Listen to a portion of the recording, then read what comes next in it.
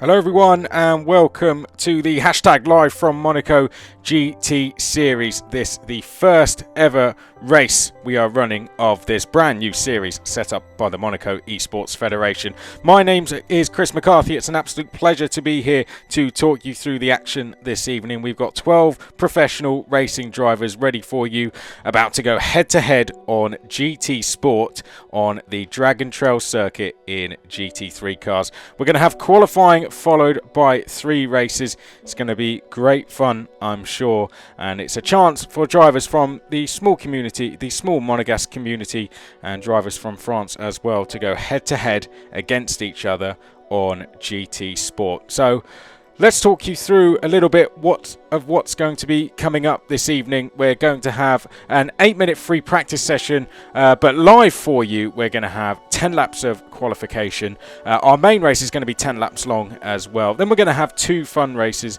and I do exaggerate the word fun in those titles because we're going to have a reverse grid for the first fun race, and the second fun race is also going to be 5 laps, as will the first one. And let's just say the rules are going to be a little bit more relaxed on that race, so we really should see the drivers getting their elbows out. And here are the drivers on screen for you. I'm sure you recognise a few names, don't you? Especially that man on your top left. Yes, Charles Leclerc, F1 driver, Ferrari F1 driver, is going to be competing, as is his brother Artur Leclerc, who races in the who's going to be racing in the Formula Regional European Championship this year with the Prema Power team. Andrea Pizzitola, also a Le Mans 24-hour podium finisher. He's going to be out there, as is Paul-Loup, also a well-known driver from the Le Mans 24-hour, the European Le Mans Series, likewise the FIA World Endurance Championship. We've got Michel Disdier out there. He is better known for racing in the NASCAR Camping World Truck Series. Theo Pourchaire, it's good to see him out there. I commentated on Theo when he was in karting, actually, so great to see him out there. FIA F3 driver as well. We've got Loic Duval, who's actually sadly not going to be with us this evening due to some commitments, so Loic Duval has had to pull out last minute, but I'm sure we'll see him again in the future. Mauro Angel is also out there, as is David Perrell. A lot of you GT Sport fans will be aware of David. Cedric Sbieazzuoli is also going to be out there. He races in the Lamborghini Super Trofeo, and he got a podium in the World Final. And expect Fabrice Pantani out there as well. These are the cars they have to choose from. So we've got all GT3 cars. We've got the Audi R8 LMS, we've got the Honda NSX, the Ferrari 458 GT3, the Porsche 11.9 RSR, and the Mercedes AMG GT3 as well. In my personal opinion, I expect it to be between the Audi and the Mercedes that the drivers pick. The Audi, very quick car, and this a track with very long straight, so the Audi will be strong there. And also the Mercedes is just a good all-round package, to be honest. So anyone who races Gran Turismo Sport for the first time usually goes and picks a Mercedes AMG GT3, but that will all be revealed very, very shortly. As we did mention, we do have F1 driver Charles Leclerc racing with us this evening. Absolutely fantastic to see him here this evening with his brother Artur Leclerc, and earlier Gemma Scott was catching up with him, so let's go and hear from Charles Leclerc now. Let's start off talking about sim racing, because throughout this last 2 months of lockdown, we've seen you popping up on so many different competitions, so many different championships and series that are taking place. First of all, how have you enjoyed yourself on the sim during lockdown? I loved it. Obviously, it's the closest I can get to real racing. So I'm very happy. I have a simulator at home, which helped me to go through lockdown easier. And managed to keep my skills trained, even though it's not the same thing as a real thing. As I said earlier, it's the closest you can get. So I've trained quite a lot. We've had also quite a lot of fun. So it was good, and also it keeps entertaining the fan that are missing the real racing. They can still get to see some racing. And from your point of view, you talk about training there. Does that mean that you treat this as keeping yourself prepared when we do get back into a real race car? Yes, definitely. I mean, of course, the biggest work I'm doing now throughout the day is the physical training. So I've got an actual gym now in my apartment instead of my living room to just stay trained and be ready whenever the season gets going again. And the other part of the day, I just spend it on the simulator trying to go to test different cars and to try to adapt to these cars as quickly as possible is always something that is helpful. Has it given you a bit of a flavour or a desire to explore the real world of racing outside of Formula One? You know, looking at the Indy stuff, looking at the endurance stuff. Yes, for sure. But I think I always had this desire. So now trying different cars every day, thanks to the simulator, has made this desire even bigger. But it was a desire I had also earlier. So this is definitely a goal in my life to one day be able to drive in many different cars. It'd be nice to be able to see that actually we're seeing, I think, almost a slight turnaround in the sport where drivers are transitioning a little bit more from one discipline to another, like they used to a long, long time ago. But for you, I mean, let's talk about the fact that you're racing now against other Monaco drivers in this particular race. You know, it's quite a tight community. You grew up watching these cars racing on, you know, the Formula One racing in Monaco, watching some of your heroes. You're now in an incredible place where you've shot up through huge success. But now to be able to race against potentially your friends, it's a nice opportunity. Yeah, it's going to be fun. To be honest, I don't know the game yet, so I still need to download it. So I'm not sure I'll be very quick, but that's fine. I mean, there's still the fun of it, and as I said, it's all about trying to adapt to a car as quickly as possible. So this is always a fun part for me. Then whether I'll be quick or not, we'll only see. We'll only see on Saturday, but let's see. I'll try to make the best out of it, and it's going to be a fun race anyway. It's going to be fun to see you and Arthur head to head. Yeah, definitely. He hasn't downloaded the game yet too, so we have both to train quite a lot before the race, but that's what we'll do. Are you going to have a challenge set between you so that you say, right, 3, 2, 1, we download at the same time, so nobody can be more advantaged than the other? Exactly. I think we'll do that. Otherwise, he will beat me, and we'll train a bit more. So we'll do that. So we start from the same starting point. Excellent stuff. We'll enjoy the race, and we'll enjoy watching from our side as well. Thank you very much for your time, Charles. It's great. Perfect. Thank you. Bye-bye. Take care. Bye-bye. Great to hear from Charles Leclerc there. I think we know which car he's going to be in this evening, don't we? The Ferrari 458 Italia is on the list, so it's going to be great to see Charles racing against his brother. But also out on track, we went through the driver list a little bit earlier. We've got Theo Pourchaire out there as well, the young 16-year-old who's going to be racing in the FIA F3 Championship this year with ART Grand Prix. He was the French F4 champion in 2018, and then last year won the German F4 Championship. So he's a man in form. It's going to be exciting to see how he gets on this season. Likewise, it's going to be exciting to see how he does this evening. As she did with Charles Leclerc, Gemma caught up with Theo Pourchaire. Let's hear from him now.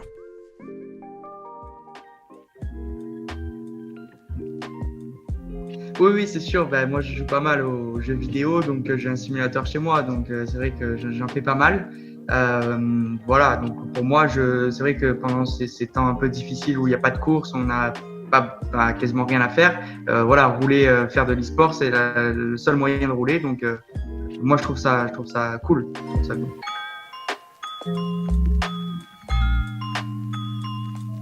Pour moi, je trouve quand même qu'il manque un peu de réalisme. C'est vrai, dans le jeu vidéo, dans le simulateur, on ne peut pas se rapprocher à 100% de la réalité. Mais moi, je m'en sers en tout cas pour se concentrer, pour faire. Voilà, on peut tester plein d'autres voitures, s'amuser. Donc, j'y vois quand même un intérêt. Je fais pas ça non plus que pour m'amuser. Voilà. Donc, oui, pour moi, il y a un intérêt. Après, faut pas confondre les deux. La réalité et le simulateur, c'est quand même deux choses différentes. Et voilà, c'est pas exactement pareil.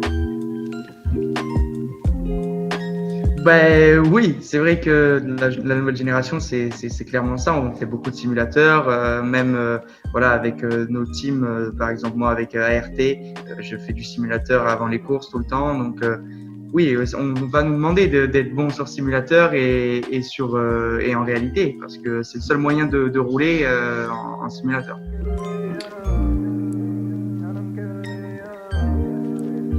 Moi, j'ai jamais roulé à Monaco parce que jamais dans ma catégorie on avait une course à Monaco. Après, c'est vrai que j'habite vraiment pas loin de Monaco, donc j'y vais souvent. Je vais souvent voir le rallye aussi de Monte Carlo.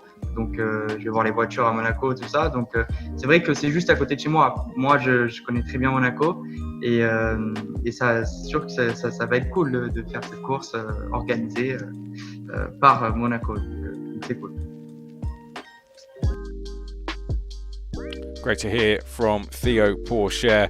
From Charles to Theo, we are going to go to Mauro Angel next, the factory Mercedes driver. Really fantastic to have him along, driving one of the very cars he has driven over the years, Mauro Angel. He's won lots of titles in both GT and endurance racing.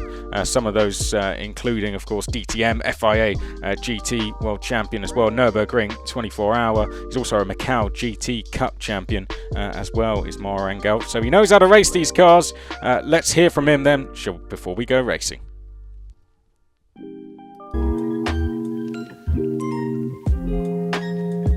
Ouais, actuellement je suis vraiment un novice. J'ai suivi tout ce qui se déroule, j'ai regardé les courses et c'est vraiment cool de voir ça parce qu'il y a des simulations vraiment réalistes et ça permet de jouer et de continuer le monde de l'auto. Mais moi, pour l'instant, les dernières années, j'ai pas eu le temps de jouer non plus. J'ai toujours été un peu intéressé parce que c'est cool. Donc forcément, on s'en servait beaucoup des simulateurs chez Venturi en Formule E ou en DTM. Par contre, à la maison, j'avais pas de matériel et ayant une petite fille d'1 an et demi, ça complique un peu les choses au niveau de l'emploi du temps. Mais dans ma jeunesse, non, j'ai beaucoup joué à l'époque. Bon, c'était PlayStation 1, je pense, et Gran Turismo surtout. Et je me rappelle, on se bataillait avec un de mes meilleurs potes sur la Nordschleife, sur le Nürburgring. Et effectivement, c'est vraiment là où j'ai appris le circuit et le tracé et le suivi des virages. Ce qui a quand même beaucoup aidé quand je suis arrivé en vrai beaucoup d'années plus tard pour savoir qu'est-ce qui m'attend en prochain comme virage, parce que c'est pas évident, tu vois pas trop sur la Nordschleife. Et je sais pas si ça a été un aide pour le succès, mais bon, c'est vrai que sur la Nordschleife, j'ai quand même eu un des plus grands succès de ma carrière, gagner les 24 heures sur ce circuit mythique. C'est mes débuts en e-sport, donc je pense que ça a quand même beaucoup évolué. C'est génial à voir ce qui s'est déroulé et que tout le monde puisse rouler de la maison, d'être connecté, de faire des courses. Je suis en train de regarder, de m'investir un peu plus là-dedans. Et donc c'est pour ça, c'est pour moi c'est une super occasion de reprendre le fil. Mais bon, je suis tout à fait conscient que j'ai du chemin parce que je suis novice et je sais que le niveau il est très haut, donc voilà. Oui, exactement. Ouais, dans un premier temps, je pense que c'est quelque chose, ça reste ma passion et il y a certaines sensations qu'on peut redécouvrir. Et notamment, il y a l'aspect compétitif. Je pense que c'est le classique. Hein, c'est quelqu'un, quand on se fait une soirée avec des amis et qu'il y a une console, il y en a un qui fait un tour, il fait un certain chrono, le prochain il essaye de le battre et ainsi de suite. Et donc, on a ce phénomène-là et ça fait plaisir surtout. Et après, c'est vrai que ça a développé dans une direction où ça devient vraiment un peu plus professionnel. Donc, je suis tout à fait ouvert. Maintenant, je suis conscient qu'une fois qu'on reprendra les courses en vrai, ça sera plus compliqué avec le temps, parce qu'il faut quand même y sacrifier du temps. Mais je pense m'investir un peu plus là-dedans. Moi, je vais dire, je suis allemand, mais j'ai un cœur monégasque parce que j'ai grandi à Monaco. J'ai parcouru l'école à Monaco. J'habite toujours à Monaco avec ma femme et ma fille qui est née ici, qui est née à Monaco. Donc Monaco, ça joue un très très grand rôle dans ma vie.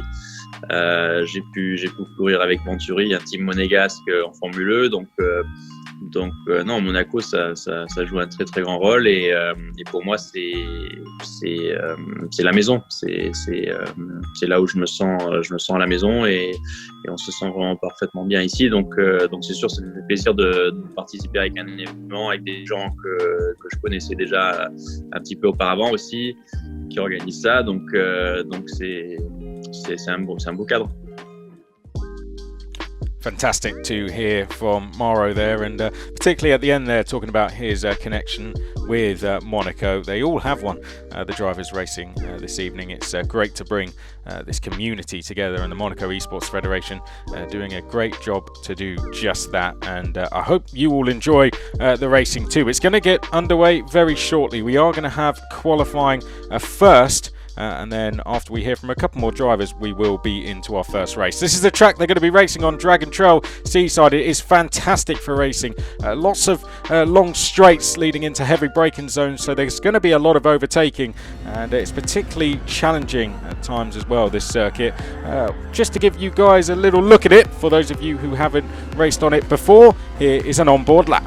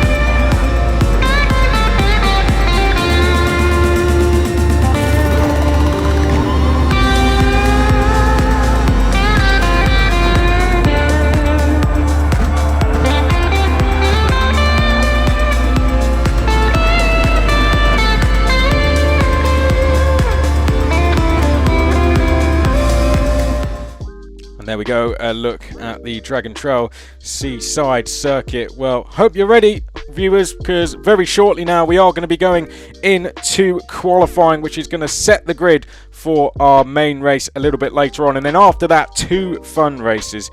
So it's going to be a great evening of racing. We've got fantastic drivers out there going head to head, and here we go onto the circuit. We now go for qualifying. This our first real look actually of which cars drivers have gone through. It will be no surprise of course to see the Leclerc brothers in the Ferrari 458 Italia, and I believe that is indeed the case. I can see Fabrice Pantani there has gone for the Mercedes AMG, as have quite a few drivers actually. I'd expect some of them to be going for the Audi R8 just because of how quick that car is in a straight line. Very quick car is the Audi R8. Only if you can handle it though. It is a really hard car to handle through the corners, particularly if you're new to the game, but once you can get your head around it, you are rewarded, I can tell you that. There we can see Pizzitola just running a little bit wide at the moment.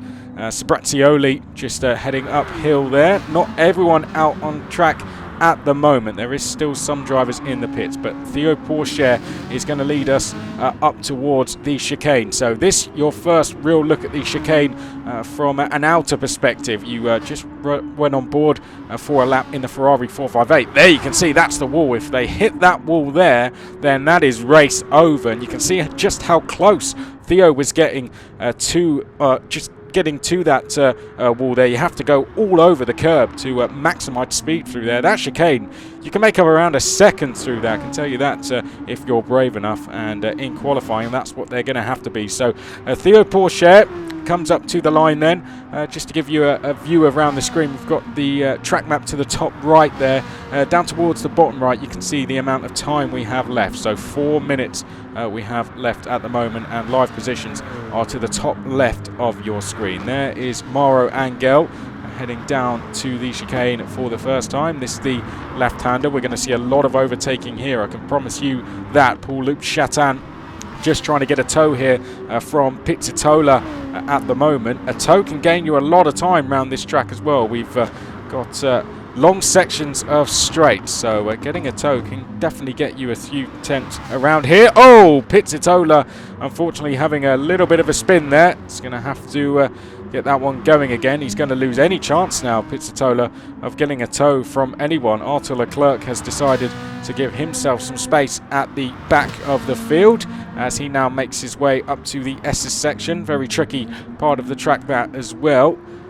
Theo Pourchaire heading up to the double chicane. Here we go, through the right and left first, and then the left-right after. So not as much curb taken through that left. You've got to try and open up this chicane as much as possible. But I'd say Theo Pourchaire, the young 16-year-old, doing a really good job as he comes up to the final corner. He's going to be the first driver to cross the line, and he is going to give us a baseline time to go off. Into the final corner he comes, round the long right-hander, and now the run up to the start-finish straight is Theo Pourchaire. What time is he going to put on the board? He will go to the top automatically, and he does a 1:36.2. That's now the time to beat. David Perel beats it immediately and by around 2 tenths, 1:36.038. Mauro Angel was around 1.8 seconds off the top. Paul-Loup Chatan likewise around 2 seconds back.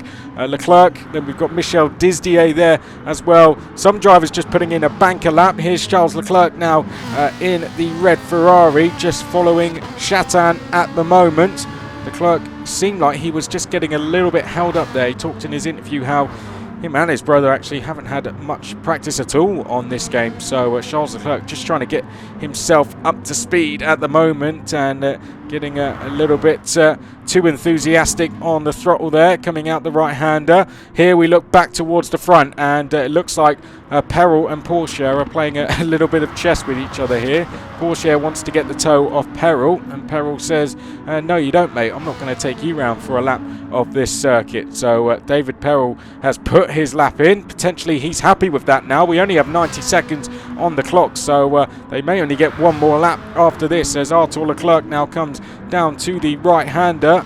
Has he been able to put in a good time? He has Michel Disdier just behind. I'm not sure if he's had to go past Disdier on this lap, but we can see there that Leclerc is up on this lap, only by a couple of hundredths of a second. Through the chicane he goes. That looks smooth through there. Here's Sbieazzuoli a little bit further up. Cedric now making his way up to the last corner. Mauro Angel comes out the last corner. Meanwhile, up to the line he goes. He's currently 5th. Is he going to be able to improve on this? He's yes, he is. He finds 3 tenths of a second. That puts him in 4th, but only briefly, because Charles Leclerc immediately beats him and goes to 4th. Chatan there, I think, went into 7th. Arthur Leclerc has gone up to 3rd place. Theo Pourchaire is 2nd. Can he find any more time? He needs to find 2.5 tenths, and no, he can't.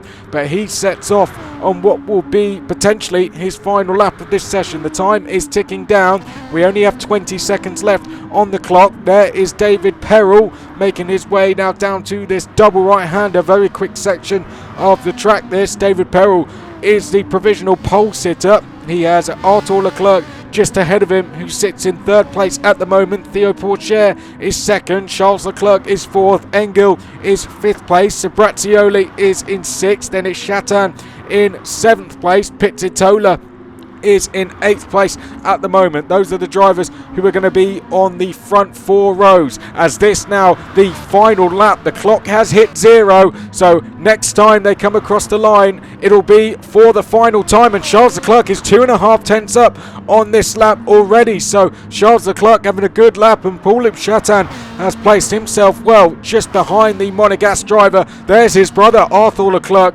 Is he up, I wonder, on this lap as well? But we focus back to Charles Leclerc. Chatin definitely keeping up with him on this lap as they round the final corner. Charles Leclerc needs to find 1.2 seconds to go to pole, but can he find any time and get himself into the top 3, I wonder? Here he comes up to the line now, and Charles Leclerc goes to 3rd. He's found 4.5 tenths, and Charles Leclerc goes to 3rd place. So it's peril. Pourchaire, Leclerc, then Arthur Leclerc goes to 4th, Chatin 5th, Engel next, and it's Sbieazzuoli, Pizzitola, Pantani then is in 9th place, and then behind that, rounding out the field, we have Michel Disdier. That is the standings. 2.5 tenths clear was Peril, and Pourchaire likewise half a second clear from the rest of the field.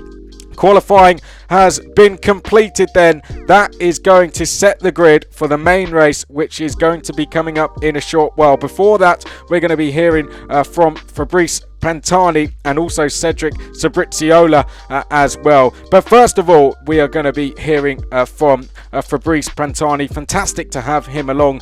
Of course, 12 professional racing drivers are with us this evening. Fabrice Pantani is one of them.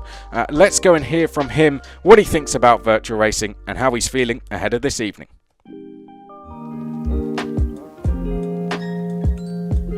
Non, pas du tout, je découvre complètement.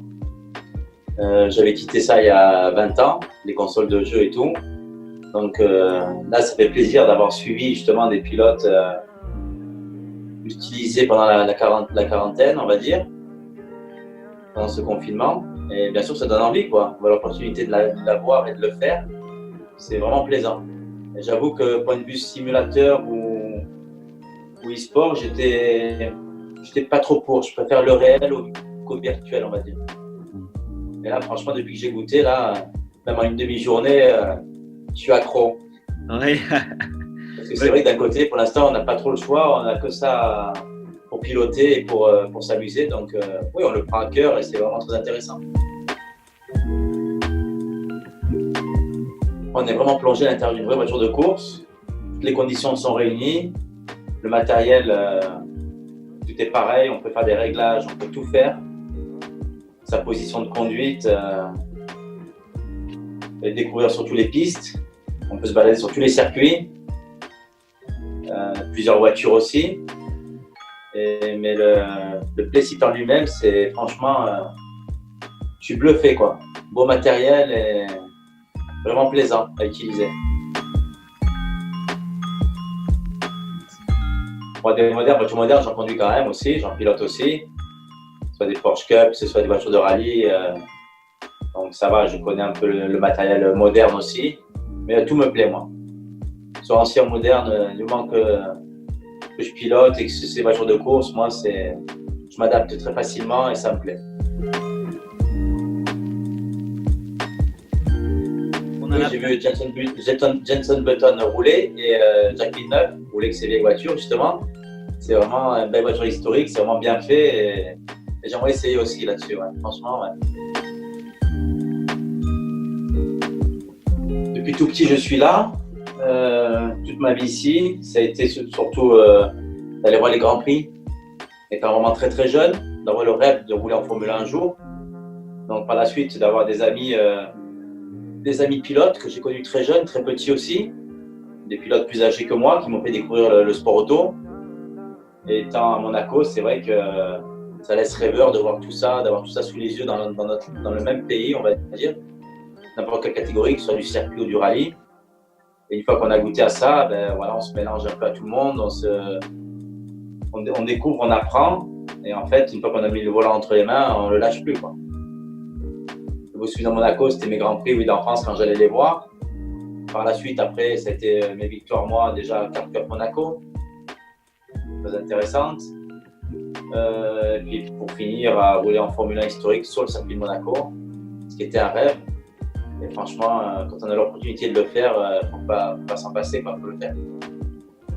Je me suis privé sur beaucoup d'autres courses, on va dire, que j'aurais pu faire. Mais j'ai voulu privilégier voilà, mon rêve et surtout la F1. J'aurais aimé, moi, aller jusqu'en Formule 1 aussi. Même si c'est l'historique, c'est plaisant quand même.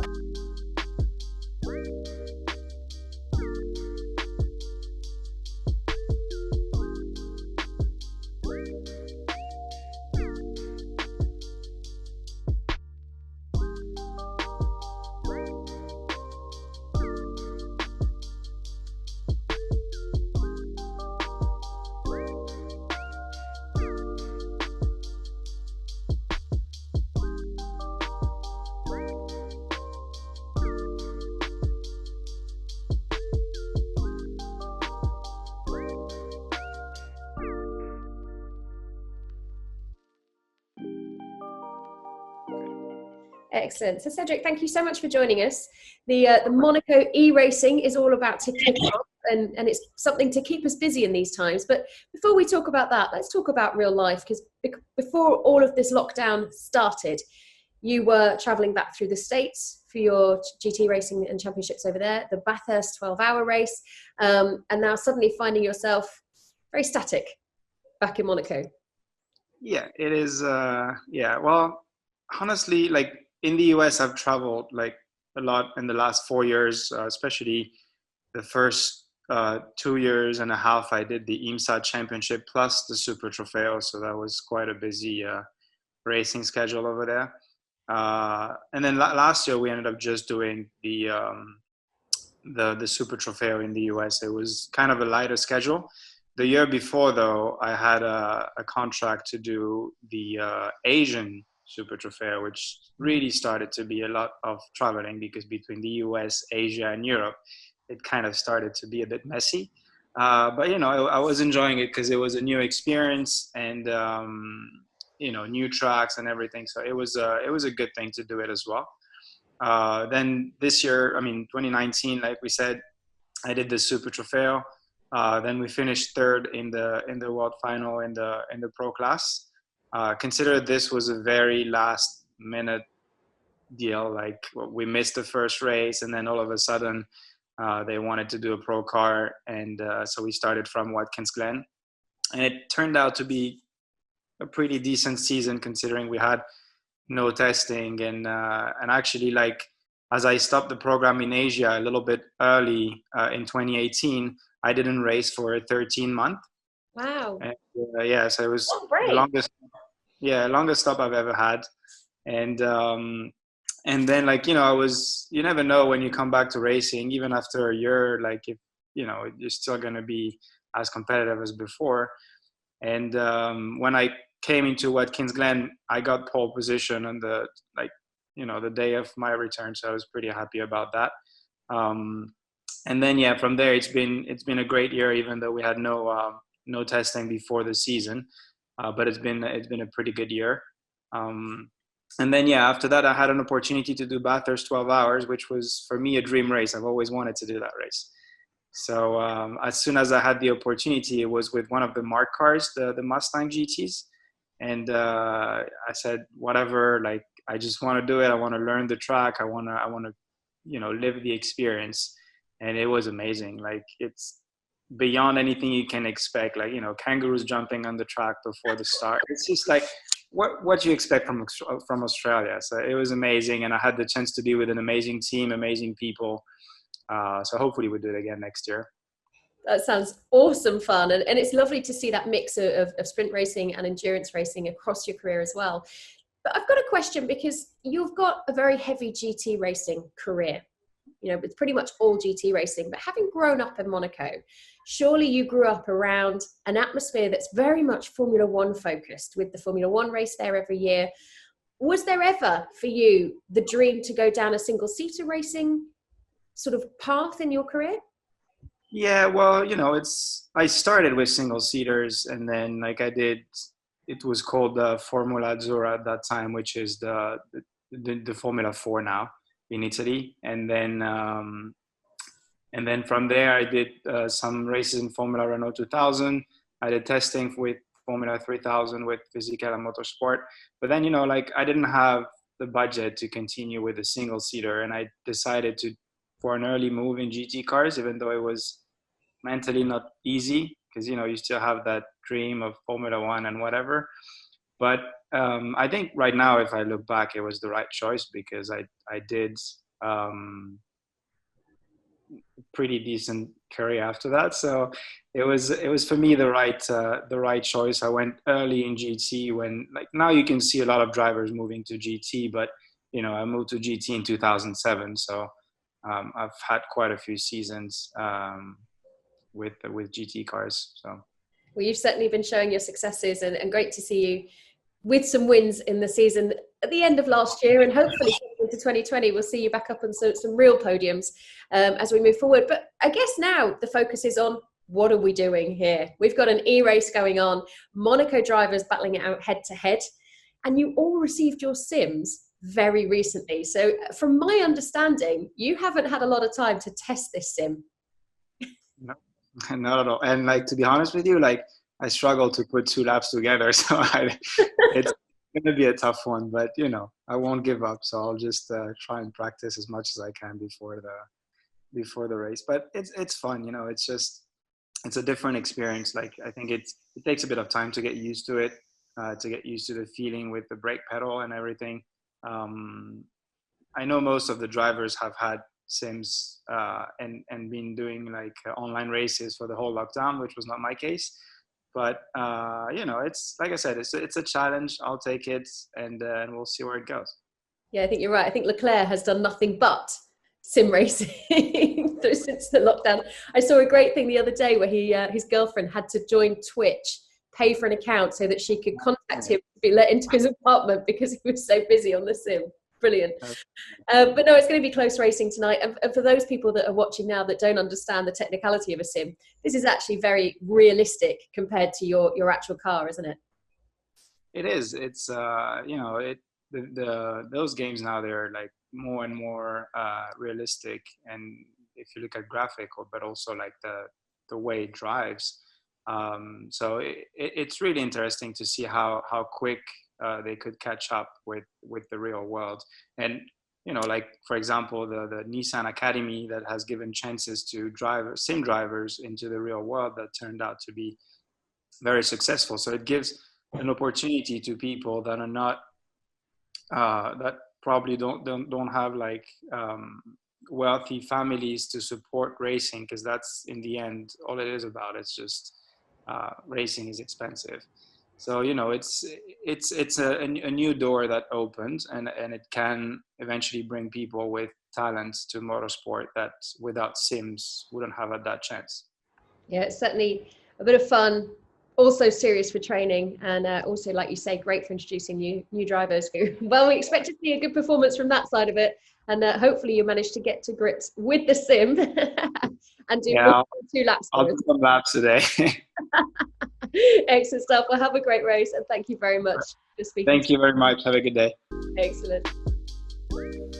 Great to hear from Cedric there. Well, the wait is finally over. The main race is about to start. We've got 10 professional drivers about to go head-to-head on GT Sport around Dragon Shell, all a part of the Monégasque community. You'd run out of fingers and toes to count the amount of titles between these guys. They've stood on F1 podiums, 24-hour Le Mans podiums, F2 podiums, F3 podiums, FIA World Endurance Championship podiums. I think you're getting the idea of where I'm going for this. They are very, very good at what they do. Let's see them go head-to-head, shall we? On GT Sport. It's going to be an absolutely fantastic race, no doubt about that. A 10-lap race, and then after this we're going to have 2 fun races as well with more relaxed rules, and the first of those is going to be a reverse grid. This is the grid for you. We've got Peril and Pourchaire on row 1, the Leclerc brothers on row number 2, Chatan and Engel on row 3, Sbieazzuoli and Pizzitola are then on row number 4. We've got Pantani and Disdier at the back of the field. Right, here we go, and we are away and racing. David Perel is going to lead us away down towards turn number 1 for the first time, but it's a brilliant start from Charles Leclerc, and he immediately takes the lead before we even get in towards turn number 1. Charles Leclerc firing off the line in his Ferrari 458, and he leads us as we go down towards turn number 2. Out of the chicane for the first time. Perel is in second, Pourchaire in third. We got Pizzitola and Engel fighting there. Oh, and a bit of side-by-side contact, both of them just about escaping trouble. Perel is in second place, Pourchaire in third, Arthur Leclerc is in fourth place, Sbieazzuoli is then in fifth. Then we got Paul-Loup Chatan in sixth place. Pantani has come up to seventh place. I think Pourchaire just getting a wheel on the grass there, kicking up some dust as Arthur Leclerc goes through to third place. So not the best of starts here for Theo Pourchaire, but there is still 9.5 laps to go as David Perel now goes on the attack to try and retake his lead since losing it off the line, and he's gone back past the Ferrari F1 driver Charles Leclerc. So good driving from the South African. David Perel now back into the lead as we head through the chicanes for the first time. Arthur Leclerc getting a little bit closer with the two leaders battling there. Oh, as Arthur Leclerc just running into the wall a little bit. You can see what taking risks through that chicane can do to you. It's backfired on Arthur this time, and Pourchaire has comfortably gone back through into third. This is Chatan here, Pizzitola and Sbieazzuoli, also Engel, who's got into this battle, and he's now just made his way into seventh place. Sadly, Disdier and Pantani have run into problems somewhere, and both of those have dropped off the back of the field. But once again, we're side by side at the front. Charles Leclerc going back into the lead here ahead of Perel. So a real boxing match going on between these two. Likewise between Arthur Leclerc and Theo Pourchaire as well. Really, we got Arthur Leclerc, Theo Pourchaire really need to try and work together here to try and close down Perel and Charles Leclerc. They've got a chance with the two leaders ahead battling away to work together and close each other down, but it's very easy for me to say that sat where I am instead of those guys, of course, where they are on track. All of this, of course, as well as being a great race, a little bit of fun as well. As Chatan there goes down the inside of Sbieazzuoli, Pizzitola trying to go past Cedric as well. Behind that is Engel, so Engel has lost that place to Pizzitola once again as they now make their way down to this right-hander downhill braking zone. This so very easy to run wide, and as demonstrated there, that looked like Engel. I think that may have been going into the back of Sbieazzuoli, backing off on the exit it seemed as well. Leclerc leading Pourchaire here, Arthur that is, as Pourchaire just losing the rear a little bit on the exit of the chicane. So Leclerc giving a little bit of breathing space for the time being, but I can tell you he's going to have Pourchaire climbing all over the back of him. Oh, as Arthur Leclerc there getting a little bit sideways coming out the last corner. That's gifted third place back to Pourchaire. It's Arthur Leclerc who's now going to be in the slipstream heading down towards turn number 1. This on lap number 3 of 10 as David Perel once again side by side with Charles Leclerc. Down towards the chicane we go, and Perel does the exact same move Charles Leclerc did to him 1 lap ago, and he retakes the lead once again. What a fantastic battle this is between David Perel and Charles Leclerc, considering Charles Leclerc only just got this game. He's not going along too badly, is it? That's not me saying that's surprise. I've got to say, we all expected Charles Leclerc to be fighting at the front, didn't we, given his credentials. David Perel, almost an expert, you could say, on this game is David Perel, so really knows what he's doing, and to have Charles Leclerc battling with him as hard as he is really impressive. Pizzitola is there in 6th place, Chatan just ahead as they make their way up the S's and now downhill towards the right-hander. Good racing between these two as well. So we have 3 groups of 2 between the top 6 at the moment. Mauro, oh, a little bit of contact there. Cheeky that from Pizzitola. Didn't look intentional, I don't think, but Chatan certainly felt the force of it. This is NASCAR camping truck driver there, Michel Disdier. Sbieazzuoli, of course, races in the Lamborghini Super Trofeo, finished on the podium in that at the World Final last year. Pourchaire I think I've said this a couple of times, but it now does look like he has potentially made the break for third place. But when we come back to that, we will confirm. Chatan likewise seems to have just got away a little bit from Pizzitola, so he can now try and get his head down and try and bring himself closer to that battle for third place.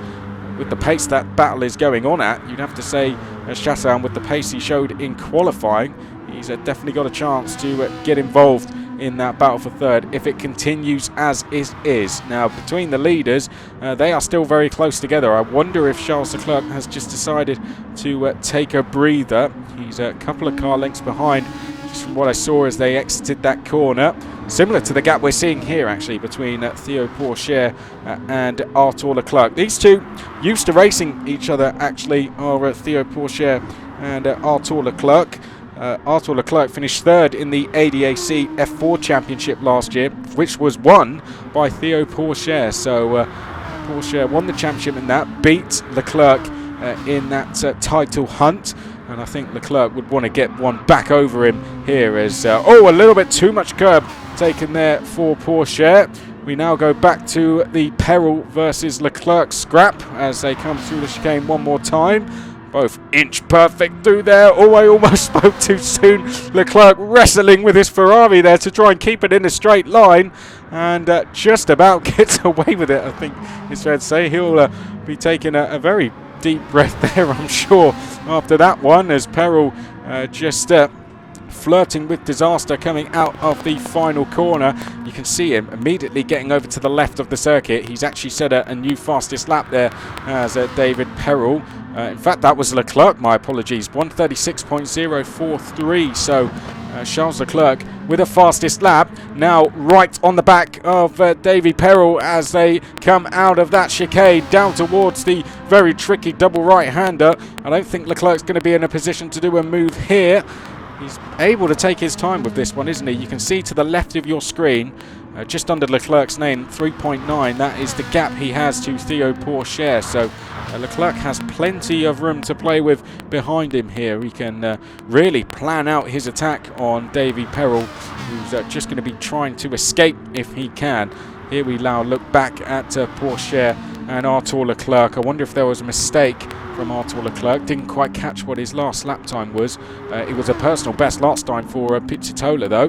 Chatan has managed to hang with him, so I wouldn't be surprised if likewise Paul-Loup Chatan put in a PB as well. 2.5 tenths between these two would hopefully pick up the gap between Chatan and Engel. Looks at least a couple of seconds as they head down towards the chicane.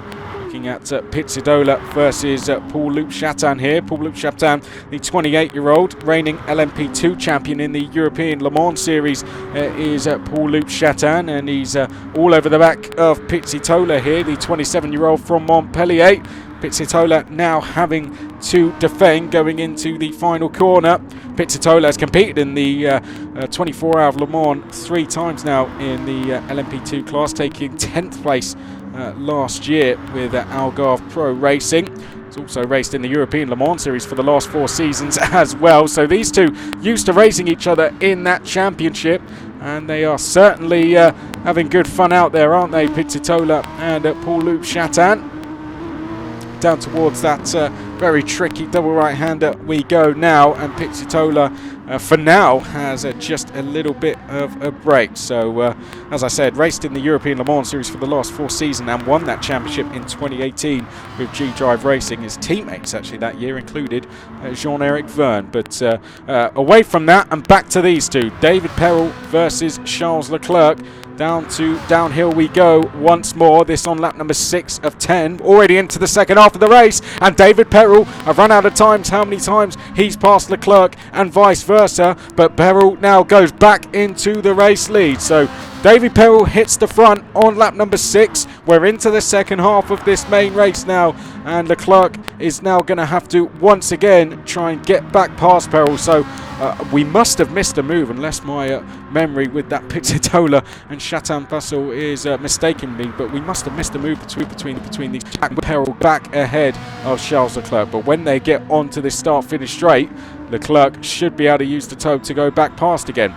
Wonder what the gap is to Theo Pourchaire. Actually, we'll try and pick that up shortly, as Pourchaire, you can see there, absolutely on his own now, Theo Pourchaire. He can see these two battling, and in his head he's just thinking, keep going. Well, what's happened to Artur Leclerc? He's actually dropped down the field. Oh, Charles Leclerc getting a little bit out of shape, but Artur Leclerc seems to have had a problem, and he is now dropped down to 5th place. Not really too sure what's happened to Artur Leclerc there. A spin perhaps, but whatever did happen, I'm sure we'll see him fighting back at the front with the leaders soon. Well, let's go back to the top 2 then, as now up the S's we go. David Perel versus Charles Leclerc, downhill once more, and Perel having to defend here.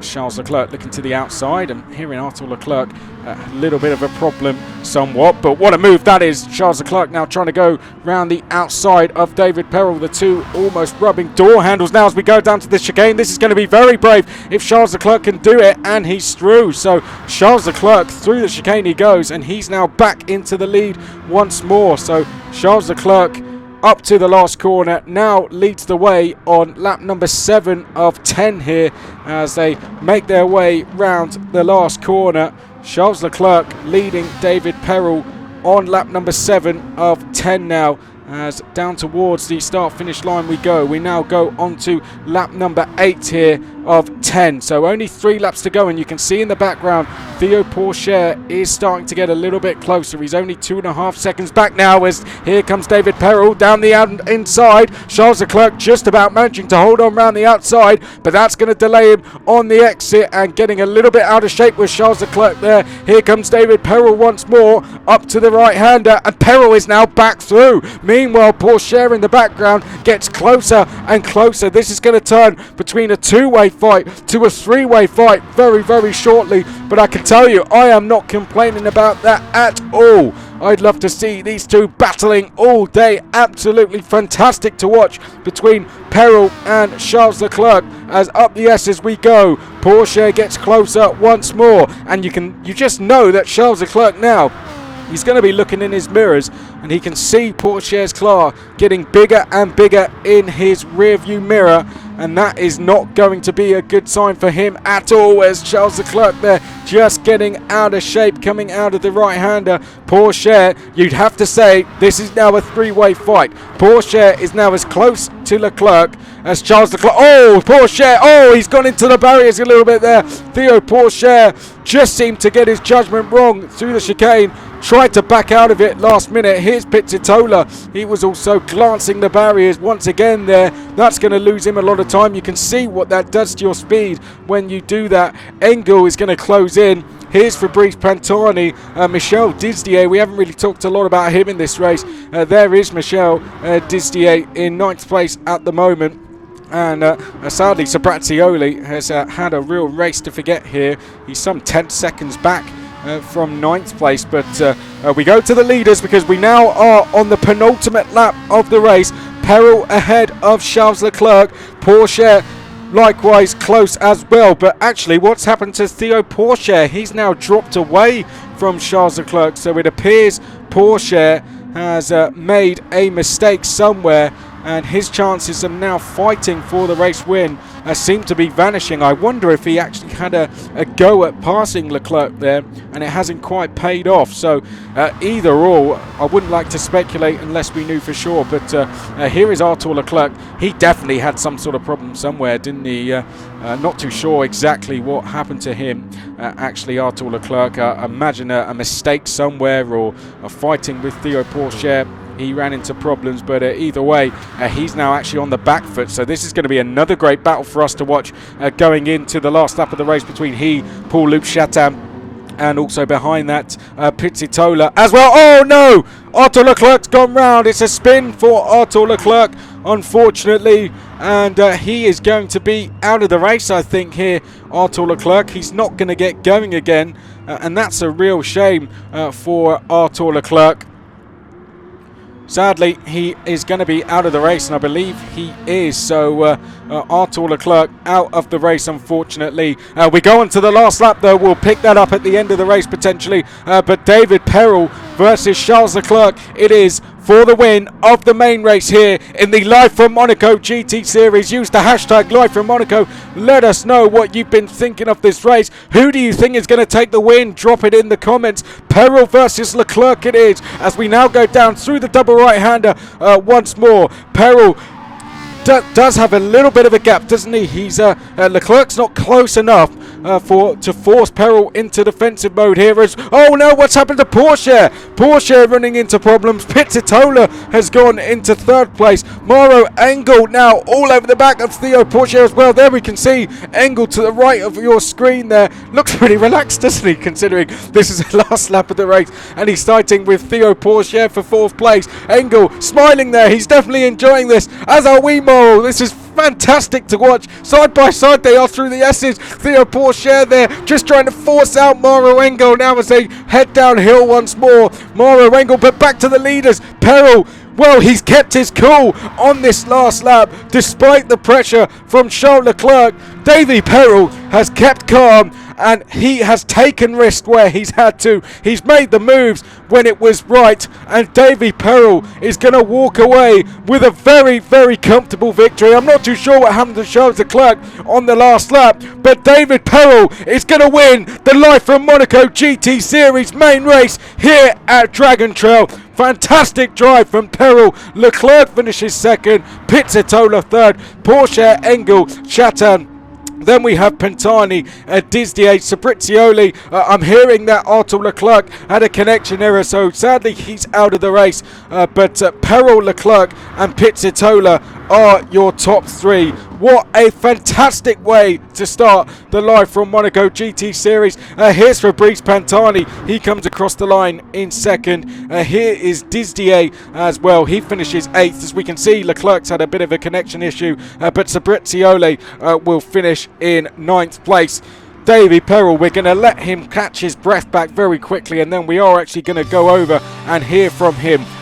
What a fantastic drive, what a fantastic show. You must have enjoyed that one. I know I certainly did. I'm going to have to catch my breath back before we go into the fun races. But we will hear from Davy Perel, who has just fought tooth and nail with Ferrari F1 driver Charles Leclerc all the way to the end. And he's walked away with victory. Let's hear what he has to say.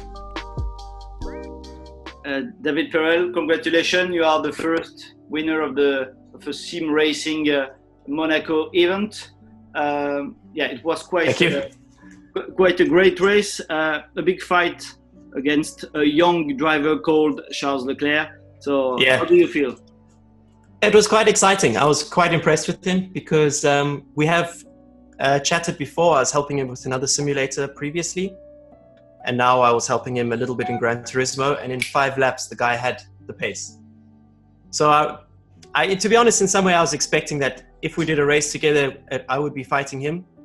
And it was amazing. It was a nice, clean race. And to be honest, obviously, when you're racing against a Ferrari Formula 1 driver, I mean, you want to do well. So it was nice. Even though it was just for fun, it was quite satisfying. Yeah, tell us about the experience, because since 2 or 3 months, a lot of real drivers are experiencing sim racing. You are doing both since quite a lot of time. So how do you see this kind of event, and how do you see the real world and the virtual world working together? Yeah, so for me, I've always, even when I was playing Gran Turismo 1, I saw the value of using a racing game to help improve my karting. Because where I was living, there was only one kart track. So I used Gran Turismo to learn other racetracks for fun. And then it developed through the years, and I've always used the simulator to help improve, help get better. And now with the lockdown, I was sort of in a good position to also help some other people. So I even started a company which kept me quite busy with what I had here. And it's been fun and satisfying. I absolutely missed the real racing a lot. But at least this has kept us competitive. It's helped me improve my qualifying, for example. And that's where I see the value of sim racing. It helps, for me at least, it helps on the psychological side. So everybody hopes that the Monaco Esports Club and the Monaco Esports Federation will organize more events in the past like this one, the Live from Monaco. What's your hope for the future? For this event, I hope one day we can do it in Monaco, live and present around each other. Fantastic to hear from Davy Perrell there. What a race that was. What a way to kick us off. We have 2 more races coming up for you as well. So these are fun races. That means that they're going to be even more fun than what we just saw. Or just as. I think that race is going to be hard to top, actually. But the rules are very relaxed. They can go door to door. They can smash into each other if they want. But essentially, much more relaxed rules in this one. It's a bit of fun. Let's see how they go on. It's going to be a reverse grid for this first one as well. So a complete reverse grid of the results we just saw. So David Perrell is going to be put to the back of grid. They're only going to be 5 laps, so Perrell's not going to have a long time to actually work his way up the order here. So we're going to see him having to do a lot of overtaking. So this is going to be the grid for you. There you can see the cars on track. So Pourchaire is going to be at the head of the field after his late dramas. Sbieazzuoli is going to be second. Disdier, Pantani, Chatan, Engel out there as well. And then we have Pizzitola, Leclerc, and at the back of the field we have David Perrell. Right, here we go. We are off, away and racing then. Pourchaire leads us. This is in a really good position given Pourchaire's pace. If he can make an early break for it, then he could go and wrap this one up early doors. But Fabrice Pantani has something to say about that as they come to turn 1. Down towards turn number 2 is Pantani going to lead us. Pourchaire trying to dive back down the inside. Oh, Michel Disdier, brave move from him there. Well, I told you it was going to be a little bit more rough and ready, this one, and Engel's already gone round. Disdier taking advantage of the relaxed rules there as he came charging down the inside of everyone, but he's still not in the lead. Leclerc there he's trying to shove Pantani wide, going through the right-hander. Sbieazzuoli, oh look, banging door handles with Pantani once again. This is absolute chaos. Who allowed the relaxed rules here? I tell you what, I'm not complaining though. Theo Pourchaire is leading. Disdier is in second. Leclerc is now in third place there. Perrell, where is he? He's in third place, is he? Yes. Pantani in fourth place. Then we have Sbieazzuoli, who could do with a good result here. Chatan has dropped back actually, as has Pourchaire and Engel as well. So a bad day gets even worse for Theo Pourchaire. Not too sure exactly what happened to him. Didn't quite catch it. Pizzitola, he's clearly had some sort of dramas. Either that or he's walked away from the steering wheel too long and gone to have his dinner, and he's left his car on the grid. But nevertheless, we race on at the front. Here comes Charles Leclerc down the inside of Disdier. Perrell goes with him. So after less than a lap, we have Leclerc versus Perrell at the front once again. But Michel Disdier, who didn't have a good main race, he wants to get involved in this, does Michel Disdier. And he is already side by side there with Davy Perrell going down towards turn number 1. Leclerc just pushing Perrell a little bit wide there, going down the start-finish straight. 4 wide. Pantani now coming down the inside of Leclerc, and Disdier. Oh, Disdier's got caught up with Leclerc, and Leclerc gone into the wall. Someone got caught up in that as well. I'm not too sure who the other driver it was. It might have been Paul-Loup Chatan who was the innocent victim. But Leclerc, his race is over, and that might be race done. There's still Pizzitola. He still hasn't come back from his tee yet, so he's still on the grid. But Perrell and Pantani are now first and second. Disdier is then in third place. Sbieazzuoli trying to close down Disdier for third. Pourchaire is in fourth. Engel is in seventh place. And then that's your lot really, because Pizzitola isn't with us anymore. I think Charles Leclerc has decided that he has had enough with this one after his incident. There you can see Sbieazzuoli. Oh, Sbieazzuoli comes firing down the inside of Disdier. Disdier just going into the wall briefly there, but gets going again. But here's Pourchaire. He's now closing in, as is Paul-Loup Chatan as they come through these chicanes. Disdier there in fourth, Pourchaire in fifth. Pourchaire was a nice switchback move out of the chicane. Great stuff there. He goes past Disdier. Disdier going into the barriers. I told you earlier in the program just what clipping that barrier can do and how much time you can lose, and Disdier has lost a lot of time and 2 positions with it as well. Engel is around 1.6 seconds, as we can see to the left of our screen, between Disdier and Engel's name. 1.9 seconds there, so Engel is have to make up around 2 seconds to join in with the fun here. Only a 5-lap race, remember. We're on lap number 3 of that already as they head through turn number 1 into turn number 2 now. I can see Paul-Loup trying to go down the inside of Theo Pourchaire. The order is still Peril from Pantani, Sbieazzuoli 3rd place, and then this battle for 4th being led by Pourchaire with Chatan in 5th place, Disdier in 6th place, and Engel in 7th place.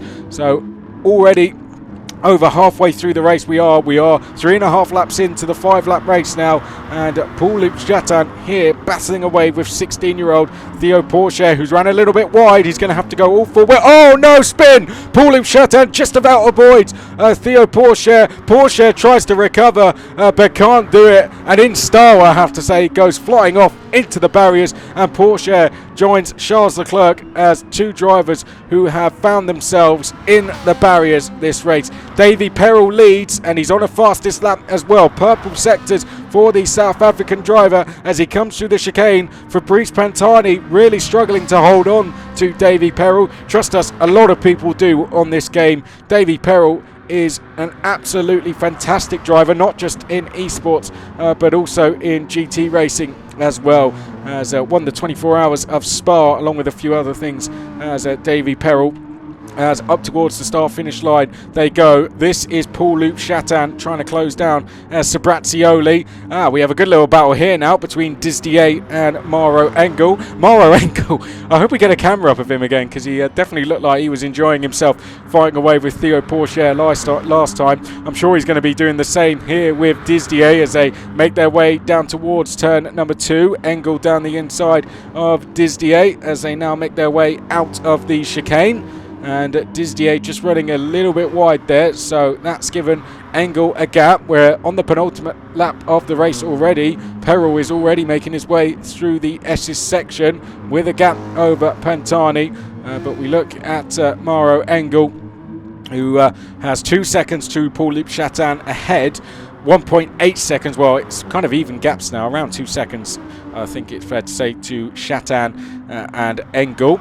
This is Sbieazzuoli, or it was. That's now Peril we are looking at, our race leader. His gap 2 seconds over Fabrice Pantani. He did a 1:37.152, which was the fastest lap of the race last time.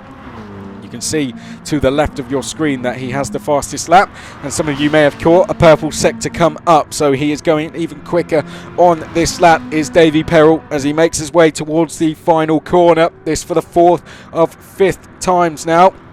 Through the final corner he goes. Is it going to be another fastest lap, I wonder? Well, he's done enough to extend his lead over Pantani by another half a second, so it's up to 2.5 now. Sbieazzuoli is 6 seconds away from Peril. Paul-Loup is 10 seconds away from Peril, so very comfortable is Davy Peril. 1 minute 37.127 is the fastest lap that has been set by Davy Peril, and he did that on the last lap. Look at the consistency there. 1:37.152 on lap 1:3, 1:37.127 on lap 4, so only 0.03 of a second between the 2 laps. Hugely consistent is Davy Peril. Was great to hear from him after the main race. Certainly seemed very pleased, and well, once again he's going quicker. Should we be surprised? Davy Peril, his lead almost 3 seconds now as he makes his way through the S's and downhill one more time in the Ferrari 458 Italia. We're going to have one more race after this, another fun race, so there's going to be some elbows out, I think. You have to say, judging by this race, definitely the drivers are going to be getting their elbows out. There's going to be a lot of big lunges from far back. It's going to be good fun. That's why it's called what it is. So do stick around. We've got one more 5-lap race coming up after this. And then that'll be all for our first ever race of the Live from Monaco GT Series, brought to you by the Monaco eSports Federation. But in this second of 3 races, Davy Peril is coming through the final corner for what is now the final time, getting a little bit sideways, putting on a show for us. He has done in this race. Davy Perrell, he hasn't led it from start to finish, but when he did get into the lead, he has absolutely cruised to victory. It's 2 out of 2 for David Perrell. Second place is Pantani. Sbieazzuoli, a good recovery from him after his first race to finish third. Fourth place will be Paul-Loup and Michel Disdier will finish in fifth place. So great racing. A shame they all didn't make it to the end. It was a bit of a chaotic start, I think we have to say. Of course, Engel, Pourchaire, Leclerc and Pizzitola sadly not making it to the end of the race. But we do have one more race coming up for you. That is going to be the second of our fun races. And I have to take this chance to thank all of the partners who have helped this series happen. You can see them at the bottom of your screen. A huge thanks to everyone who has been a part of getting this series together. The hashtag Live from Monaco GT series. This, the very first race we are bringing you. 12 professional drivers entered from the Monaco community, featuring of course F1 driver Charles Leclerc and his brother Arthur Leclerc as well, and some fantastic drivers from the world of FIA World Endurance, European Le Mans Series, DTM as well, NASCAR truck racing also. So we've had drivers from far and wide. As I said earlier, more championships between them than I could count. So it's been a fantastic evening of racing so far. And don't go anywhere, because we have one more race coming up for you to cap off the evening. One more fun race. Let's see if Davy Perrell can make it 3 out of 3. He's going to be starting from the back once again, and Theo Pourchaire is going to lead us off the line. Disdier once again getting an absolute flyer of a start, and Michel Disdier is going to go into the lead already. Paul-Loup trying to come around the outside there. They're 2 by 2 going down to the left-hander. We've got Pantani in there as well. Likewise, Pizzitola, would be good to see him. Oh no, Paul-Loup actually going into a spin. Saving him from that spin was Fabrice Pantani, likewise Michel Disdier, so his good start goes to worse now. He's actually dropped down to the very back of the field there as Michel Disdier, so a good start turns sour unfortunately for him. But it looks as if Theo Pourchaire has actually escaped out front. Can he get some good luck finally tonight? He's at the pace to be leading races, but it just hasn't worked out for Theo Pourchaire so far. It's I have to say, it's really good to commentate on Theo Pourchaire again. That's nothing against the other drivers, but I commentated on Theo when he was racing in the FIA Karting European Championship. Commentated on my very first race commentating on that championship actually was from Sarno, and he won. Oh no, Disdier with a very audacious move down the inside there of Engel, and it's led to Disdier going straight into the barriers. Now, where is David Perrell? He seems to be at the back of the field still. Pourchaire leads out front. Paul-Loup second. Pizzitola there in third place. Pantani in fourth place. Oh, well, Pizzitola just clattering straight into the back of Paul-Loup it looks as if on the exit he's actually going to let him go back through. So good respectful driving. Pizzitola gives Paul-Loup that place back again. And it's race on. Round number 2 then between Chatin and Pizzitola on lap number 2 in this second fun race as we head down to this left-hander. And there you can see Pantani thinking about a move down the inside of Pizzitola. Backed out of it last minute in the end. We've lost David Perrell, so it's going to be no hat-trick from him, unfortunately. Mauro Engel is in 5th place. Disdier still in 6th place at the moment. Just looking on the track map, he is around 3-4 seconds, I'd say, behind Mauro Engel. You can just see him in the back of shot. In fact, my judgment is pretty poor because he's 2.5 seconds back. But Chatin here side by side with Pizzitola. This is Engel once again with Pantani just ahead. All of this furious battling between 2nd, 3rd, 4th and 5th has allowed Theo Pourchaire to extend a very good lead here, as in the background Engel down the inside of Pantani, and that is a pretty good move. That's move complete. That's 4th place for Mauro Engel as we head down to the chicanes. Pizzitola still putting pressure on Paul-Loup but he's going to have Mauro Engel to deal with. Oh no, and well, just as I talk about him, Pizzitola going into the barriers at the death chicane, as it is called on Gran Turismo Sport, and Pizzitola sadly feeling the full effect of that, and why it has that title, because Pizzitola took a little bit of a risk and lost his GT Sport racing life, if you like there. Pizzitola carrying on though, he's 2.5 seconds back, and if the battling continues as it is, even with only 3 laps to go, he may catch up once again to Chatan, Engel and Pantani. Here comes Engel. That's a pretty brave move down the inside of Chatan. Sensibly backs out of it. So Chatan hangs on to second place for the time being. Pantani with the best seat of the house there in 4th place. I don't think we're going to be speaking about Theo Pourchaire a huge amount until we get to the checkered flag here, because this is where it is at between Chatan, Engel and Pantani.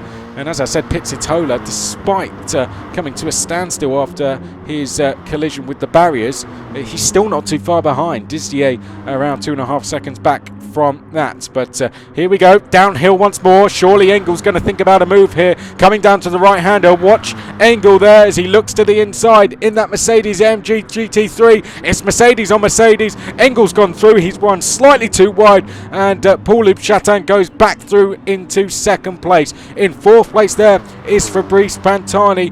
Pizzitola is there in 5th. Here we come through Death Chicane once more, and Engel running just a little bit wide. Pantani had nowhere to go actually, so went straight into the back of Mauro Engel, and I can tell you from racing on this game, that is very frustrating actually when that happens, when you're in Fabrice Pantani's position and you end up giving the driver ahead of you a boost after they've made a mistake. But Pantani slots in behind Engel, who ran wide at that last corner. We've only got 2 laps to go now, so Engel and Pantani could actually do with working together here to try and close down Paul-Loup Chatan, who has just managed to break away ever so slightly here. You can see him there.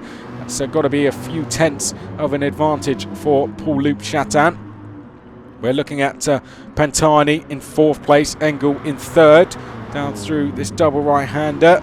Very quick first right-hander, and then got to get straight on the brakes for that second right-hander. Very similar to a section of corners we see at the Suzuka circuit. Pizzitola is getting closer, isn't he? He's only 1.1 seconds back now, so that gap has indeed come down. So Pizzitola could get involved here. Oh, and there goes Pantani. Well, he's off into the gravel. That's brought Pizzitola into play for 4th at least, as Engel now dives down the inside of Paul-Loup Chatan. He's tried this move once. It failed first time, and on his second attempt, he doesn't do much better. So Chatan goes straight back into second place once more. So 2 battles to watch now going into the final lap, as long as they all get through Death Chicane okay, which they do. Got to say, Pantani actually almost getting that perfectly there. He grazed the barriers on the exit, but Pantani was almost had that chicane absolutely perfect, but now he's going to get done actually by Pizzitola. So I'll stop speaking about how well he was driving that chicane, or nearly, as we go on to the final lap of the race now. So battle for second is on. Battle for 4th is on as well, as they round the first corner. This for the 5th and final time, and up ahead, there goes Mauro Engel. He's tried several moves on Paul-Loup Chatan. They've all been so unsuccessful, but now he has finally made a move that has stuck, and he might have just timed that move to perfection, because not only has he gone past, but it was a beautiful block pass that has now put Paul-Loup Chatan under pressure from Pizzitola, and Paul-Loup Chatan is off. Paul-Loup Chatan is off. I'm not too sure if he was helped into that mistake there, but Paul-Loup Chatan, whether it was contact that saw him into the gravel trap there, or whether it was just a mistake, either or, Paul-Loup Chatan will now finish this race in 5th at best. So Pizzitola, it's now about him just trying to hang on to 3rd place from Pantani in 4th place. Meanwhile though, Theo Pourchaire, well, I talked about him a little bit earlier. He's on a quickest lap on this last lap as well, so he hasn't stopped pushing. But I remember commentating on Theo Pourchaire in karting, and I have to say, absolutely fantastic to see what he has gone on to do since. The French driver has had a great career already. He was the French F4 Junior Champion in 2018, ADA F4 Champion last year, and Theo Pourchaire is about to win race number 3 in the Live from Monaco GT Series. Theo Pourchaire takes the race win in the second fun race. Brilliant to see from the reigning ADAC F4 champion. Second place, Mauro Engel with that move on the final lap. Oh, what's going on here between Pantani and Pizzitola? They have decided they won't finish with each other, even with the line just about in sight. But Pantani takes third. Pizzitola dropped to fourth, and it looked like that was intentional as well. Paul-Loup Chatin fifth. Michel Disdier finished in 6th place. And that is all the racing done for this evening.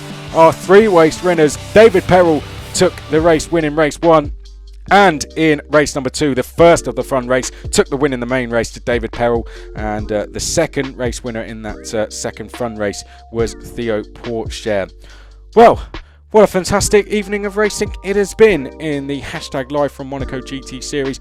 Make sure you leave a comment, let us know what you thought, like and subscribe as well to look out for more racing from the Live from Monaco GT series. Let us know in the comments if you want to see any more. I certainly do. It's been absolutely fantastic to call the action for you this evening. My name's been Chris McCarthy, and on behalf of the Monaco Esports Federation, thank you very much for tuning in to this broadcast.